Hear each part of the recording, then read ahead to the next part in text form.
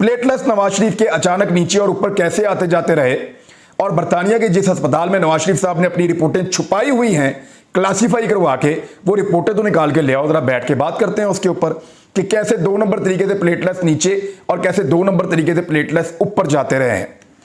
और फिर यह बताएं कि इदारों को गालियां किसने दी और इदारों से इख्तलाफ किसने किया।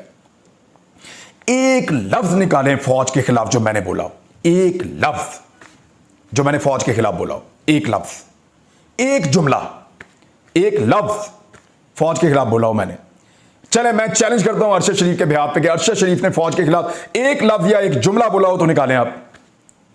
और हम एक पॉलिसी के ऊपर तनकीद कर रहे हैं कि इन चोरों और डाकुओं को, जिनके केसेस अभी निपटे ही नहीं है, अदालतों से सजा याफ्ता हैं, बेचारे जमानतों के ऊपर हैं, इनको लाख के मुल्क के ऊपर जब ये मुसल्लत हो रहे थे तो आपने रोका क्यों नहीं?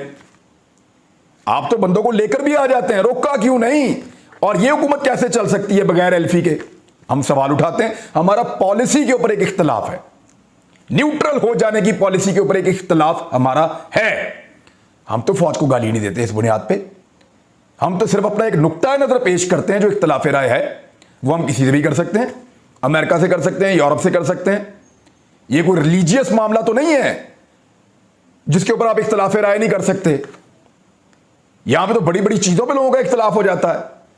तो अगर आपके एक इदारे के अंदर आपको लगता है एक चीज गलत हुई है, अदालत के फैसले के बाद भी आप इख्तलाफ कर सकते हैं, यानी आप फैसला तस्लीम कर दें लेकिन अपनी राय आप दे सकते हैं उसके खिलाफ। तो इस तरह हमारा एक इख्तलाफ है। हमने कभी इदारों को गालियां नहीं दी। वो कौन है जिसके जलसों में इदारों को यह कहा गया कि ये दहशतगर्द है? ये जो दहशतगर्दी है इसके पीछे वर्दी है।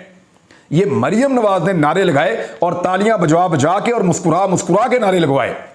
जनरल बाजवा को, जनरल फैज को और दीगर जनरल्स को जो सर्विंग है, उनको नाम ले लेकर किसने उनको कहा कि आपको जवाब देना पड़ेगा, आपने मुल्क के साथ खिलवाड़ किया है, और उनके ऊपर संगीन नताइज की धमकियां भी दी और उनके ऊपर संगीन तरीन इल्जामात भी लगवाए। कौन था? नवाज शरीफ। नवाज शरीफ था। आपकी पूरी पार्टी थी। चौकों और चौराहों में आपने फौजियों को गालियां दी और आपकी लीडरशिप ने दी। तो जवाब इसका आप दें। मैं और अरशद शरीफ एक जुमला निकालें जो हमने फौज को गाली दी हो या फौज के साथ बदतमीजी की हो।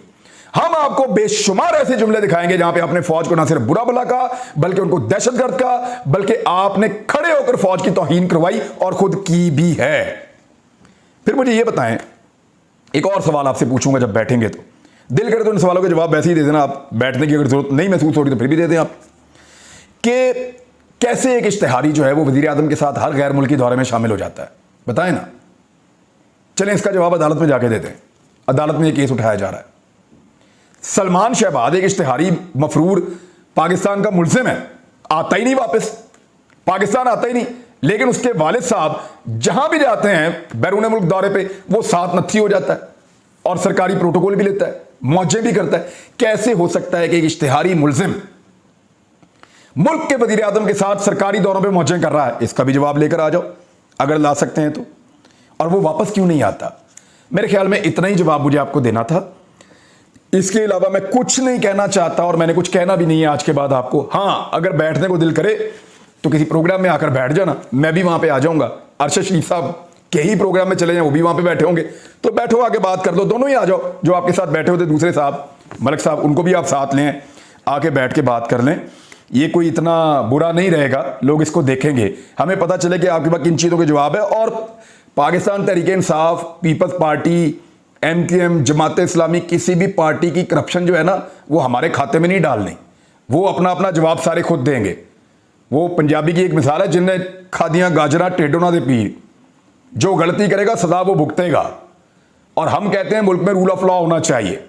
ये अपनी अपनी करप्शन खुद ही जस्टिफाई करें, हमारी निकालो करप्शन एक टके की, लेकर आओ कोई एक चीज कि ये वो काम है इमरान रियाज खान जो तुमने किया था इलीगल, या ये वो काम है जहां पे तुमने एक करप्शन की हुई है।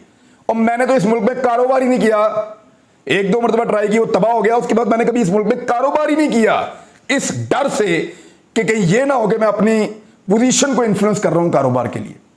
मैं तो इतना मोहतात रहा हूं इस सारे मामले में। तो जनाबे अली, मेरी करप्शन या अरशद शरीफ की करप्शन निकाल के लाएं, दूसरों की करप्शन हमें ना सुनाएं और अपनी करप्शन के आप लोग जवाब दें। अब मैं आपको बेहिसी का एक आलम आपको बताता हूं। मरियम नवाज साहबा के जलसे का एक सीन है, मुझे बहुत दुख हुआ देखने के बाद। एक तो जलसा उनका हुआ ही नहीं, वो बिल्कुल ही छोटा था जलसा, और उनके जलसे में लोगों ने लोटा लोटा लोटा के नारे लगा दिए नदीर चौहान को देखकर।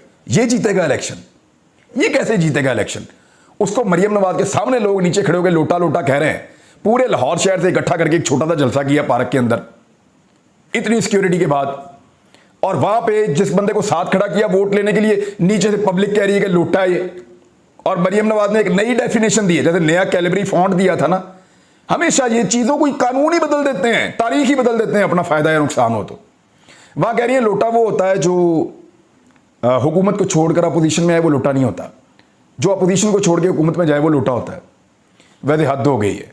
जब बेनजीर भुट्टो साहबा की हुकूमत गिराई थी तो लोटा किसने बनाया था? मियाँ साहब ने बनाए थे, तो वो लोटे नहीं थे। जब मियाँ साहब को हटाए कोई तो जो छोड़ के चला जाए वो लोटा।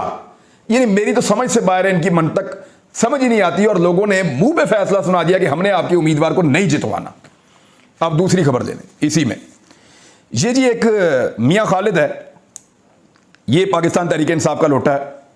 पीपी 140 के अंदर ये इलेक्शन लड़ रहा है शेखुपुरा से।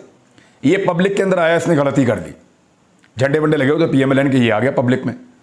लोगों ने जो लोटा लोटा के नारे लगाए वो विजुअल देख के मैंने इबरत हासिल की है, और तमाम पॉलिटिशियंस को उसको देखकर इबरत हासिल करनी चाहिए कि कभी भी आप किसी को धोखा ना दें, कभी भी आप किसी से फ्रेब ना करें, कभी भी आप अपने ईमान का सौदा ना करें। आप अपना ज़मीर जब बेचते हैं तो बाद औक़ात अल्लाह ताला इस तरह के हालात आपको दिखाता है। ऐसी मट्टी पलीत की है लोगों ने, PMLN के लोगों ने भी और PTI के लोगों ने भी, लोटा लोटा के इतने नारे लगाए, और हर बच्चा बड़ा जवान सारे ये नारे लगा रहे थे, इतनी तौहीन। और उसके बाद ये वहां से इनको जनाब को निकलना पड़ गया। तो ये तो जनाब इनकी सूरत हाल है।